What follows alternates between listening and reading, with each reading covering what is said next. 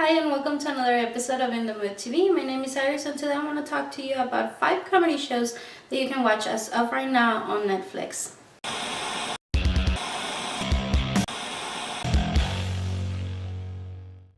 With new shows and specials being added every day on Netflix, it can be a little bit overwhelming to choose what to watch next. Sometimes we base our decisions on a friend's opinions, and other times just the thumbnail and the 2-sentence descriptions is enough. But with that in mind, it's not a surprise that some shows that are worth watching can slip through the cracks. So I made it my job to help you in the process of choosing your next show. For this list, I consider shows that are underrated or not as popular as they should be. I also consider the accessibility of the show in another network. For example, is it a Netflix special, or is it a show that you can only watch on Netflix, or that only Netflix has it, or does Hulu has it? Or again, these shows are not the best comedy shows that Netflix has to offer, but they're worth trying. Number 5, Lady Dynamite. Maria Bamford gets her own show. What? Another show based on a comedian's life? That's not new. No, but yes, you see, the approach is very different and new, and it's very comic, and unlike other shows, it is actually freaking funny sometimes and very awkward at times too. You see, it is a complete different approach and it is worth trying. Set in different times of her life as a comedian, this show, it's super real, it's funny, and it breaks the fourth wall so many times I can't even count. It's hilarious and it's mesmerizing at times. Lady Dynamite, it's not your standard show, so expect everything. Number 4, Don't Trust That Bitch on Apartment 23rd.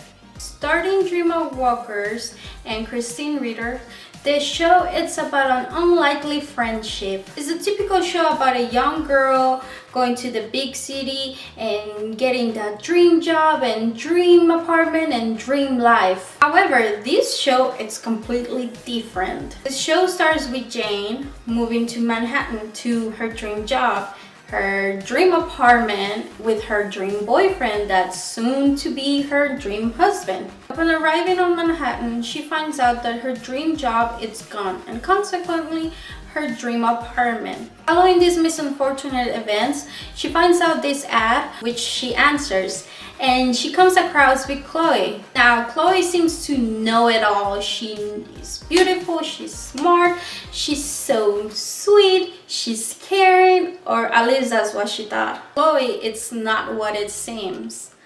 She's a drunkaholic girl who parties way too much and who pretty much makes her living scamming. Without many options, Jane moves with Chloe, and on their first date of living together, Chloe ends up making out with Jane's boyfriend. It is a very funny show and it is definitely worth giving a try. Number 3, Lovesick.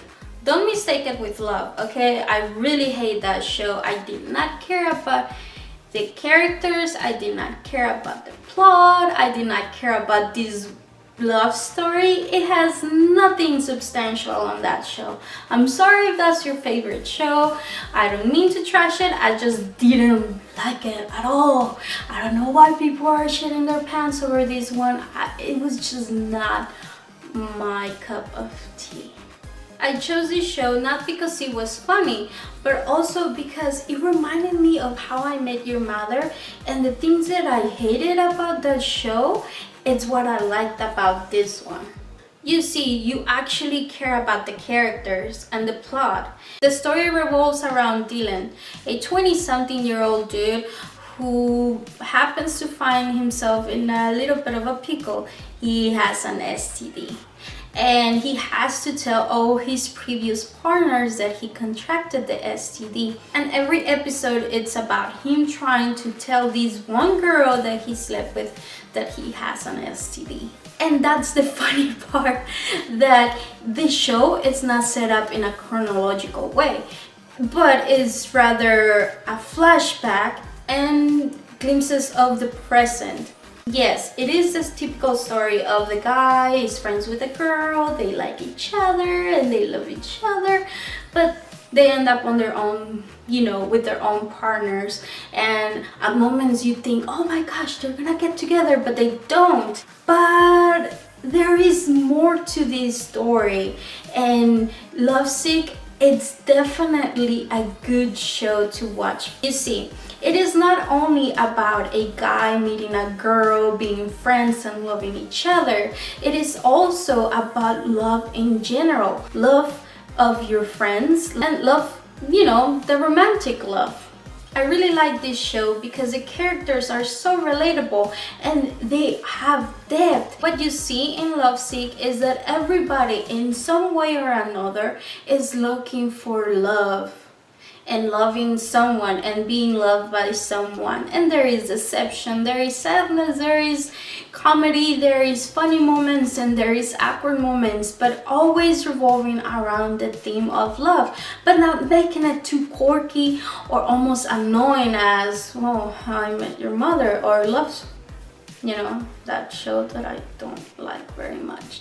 And the characters are relatable, the stories are relatable.